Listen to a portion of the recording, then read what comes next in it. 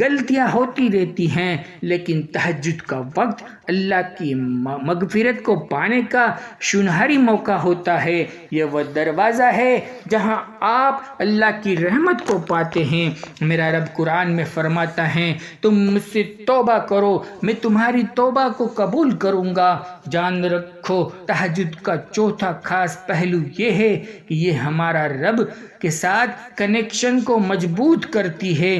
تیز رفتار زندگی میں کئی بار ہمیں اللہ سے دوری محسوس ہوتی ہے، لیکن تہجد کا وقت ہمیں اس کے فاصلے کو ختم کرنے کا موقع دیتا ہے۔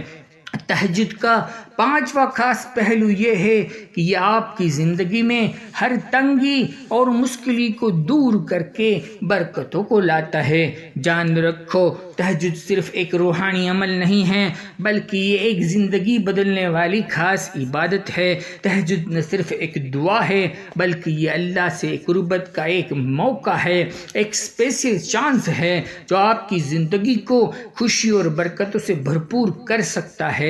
فیصلہ ہمیں کرنا ہے، آپ کا اگلا قدم کیا ہوگا؟ کیا آپ اس خوبصورت موقع کو اپنے ہاتھوں سے جانے دیں گے یا اسے اپنائیں گے اور اس کے فائدے اور اس کے برکت کو حاصل کریں گے؟ جان رکھو، تم تہجد تک خود نہیں جاتے، بلکہ تہجد کو تم تک کھینچ کر لایا جاتا ہے۔ تم سجدوں کو نہیں چنتے، بلکہ سجدوں کے لیے تمہیں چنا جاتا ہے۔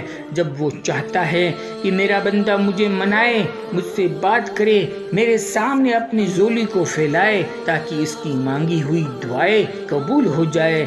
وقت بھی بدلتا ہے، نصیب بھی بدلتا ہے، لوگ بھی بدلتے ہیں، حالات بھی بدلتے ہیں۔ جس سے اللہ آسمان پر تاریکی کے رنگ ہمیشہ نہیں رکھتا اور اسے دن کے رنگ برنگی اجالوں سے بھر دیتا ہے، ویسے ہی تمہارے تہجد کے آنسو اور ہچکیاں آسمانوں کو مسکراہٹوں میں بدل دیتی ہے۔ اور اگر وہ آپ کو تہجد تک لے آیا ہے تو سمجھ لیجئے کہ اب سیلے کا وقت ہے، اب قبولیت کا وقت ہے، اب ان تمام کہانیوں کے مکمل ہونے کا وقت ہے جن کا مکمل ہونا آپ کی نظر میں ناممکن ہے۔ مطمئن رہیے، تمہاری زندگی کی کہانی ایک خوبصورت موڑ کی طرف چلنے والی ہے، جہاں آپ اپنی دعا کی قبولیت کو خود محسوس کریں گے انشاءاللہ۔